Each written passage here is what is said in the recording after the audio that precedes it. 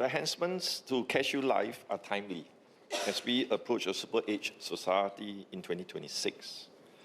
As the Minister mentioned, 1 in 2 residents is expected to develop severe disability in a lifetime.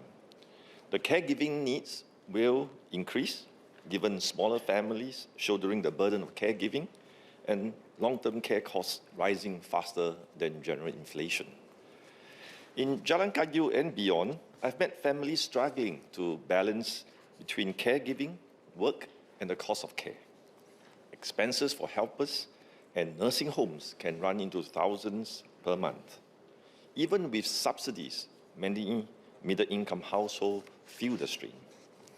Caregivers often worry about how long they can keep going, physically, emotionally, and financially. They want their loved ones to be given the best care in the best way possible. That's why I agree this bill matters. We must ensure that CareShield Life gives the real assurance to families when severe disabilities strike, that both the stricken person and the caregiver will have the support they need. Today, I'd like to touch on 3 areas: payout adequacy, premiums, affordability, and in conjunction with CareShield Life, refresh our Caregivers Compact so that caregivers themselves are supported even as they care for their loved ones. First, on payout adequacy. We know that long-term care costs are rising faster than general inflation. The move to double the payout growth to 4% is welcome. But the key question remains: will payouts keep pace with actual costs of long-term care in the years ahead? To help Singaporeans plan ahead with confidence, I suggest pegging payouts to cover at least a certain proportion of long-term care costs.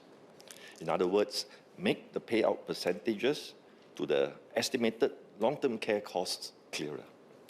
This would give families a clearer, better picture of what CareShield Life will cover, and importantly as well, what it will not cover, so that they can plan early for the rest of care needs through other sources or supplementary plans.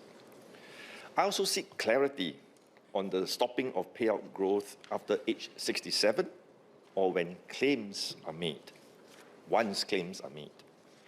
While I understand the median disability duration is about 4 years, there are 3 in 10 Singaporeans that could remain severely disabled for 10 years or more. Without continued payout growth, CareShield Life can fall short just when families need it most, as inflation steadily chips away at the real value of the payouts. I hope the Minister can share how the government will ensure that payouts will remain meaningful and adequate during the extended years when payout is needed. Because at its very heart, like what the Minister has mentioned, this is not just about the policy design, but assuring and giving ordinary Singaporeans the peace of mind, knowing that the premiums that they have paid faithfully over the years will translate into real assurance when CareShield Life payouts are needed most. My second point is on the affordability of premiums. I'm heartened by the SMS repeated assurance that no one will lose coverage because they cannot afford their premiums. This assurance matters deeply, and I'm glad I heard the Minister say it 2, if not 3 times. But even so, for many middle-income families, including those in Jalan Kayu who may not qualify for means-tested support, the worry is still real and remains. The 4% annual premium increase, especially after transitional subsidies taper off by 2030, can add up and eat into Medisave balances. To give families greater assurance, I suggest that premiums be capped at a fixed percentage of the median per capita household income. This ensures premiums remain fair and sustainable in line with wage growth over longer periods of time. It would also help if government could indicate what is the expected upper limit of premiums beyond 2030, so that Singaporeans can plan their finances with greater certainty. Pegging payouts and managing premiums in tandem would give Singaporeans a stronger sense of predictability and stability, knowing both what they can expect in payout support on the one hand and what premiums contribution is needed on the other hand. This clarity will go a long way in helping families plan responsibly without the anxiety of being overwhelmed when the care needs arise. Mr. Speaker, in conjunction with CareShield Life, we must also refresh our Caregivers Compact. We must ensure that caregivers themselves are not left behind. There are many areas of support we can and must strengthen, but today I want to focus on one: helping caregivers build up their own retirement adequacy. Many of our caregivers, especially and often women, spend years caring for loved ones, especially those that become severely disabled.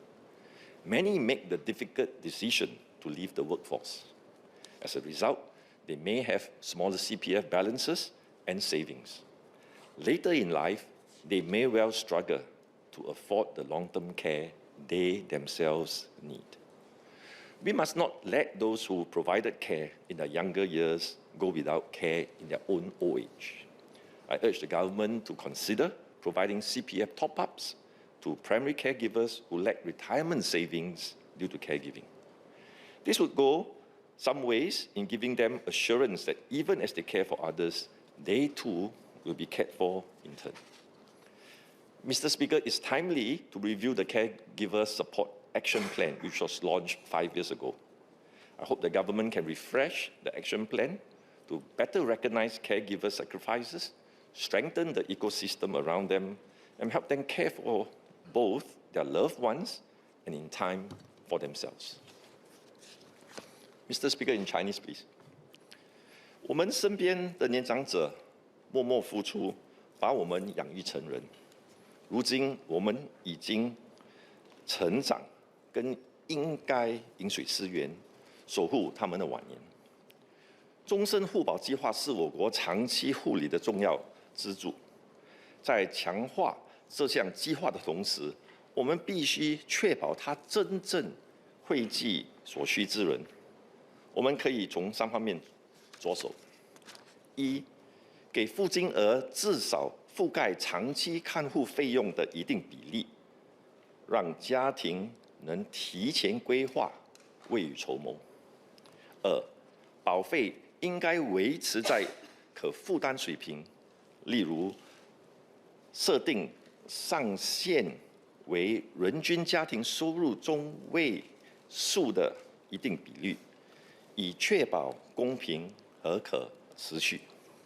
三，看护者在照顾亲人的同时，也应该得到应有的支持。我恳请政府考虑为这些承担家庭看护责任的人提供公积金补贴。许多看护者为了照顾亲人，牺牲了自己的事业，而没有退休积蓄。我们有义务在他们需要的时候照顾他们，成为他们的后盾。Mr. Speaker, CareShield Life is a key pillar of our nation's approach to long-term care. It rests on the promise that when one pays premium faithfully through the working years, one can count on meaningful support when severe disability arises. As we strengthen the scheme, let us make sure it really better delivers the assurance that payouts can cover at least X% of estimated long-term care costs, giving families predictability to plan for their needs. That premiums will remain within reach by capping premiums at a fixed percentage of median per capita household income, and that caregivers receive the support they need so that they will be cared for even as they care for their loved ones now. Mr. Speaker, notwithstanding these suggestions, I support the bill.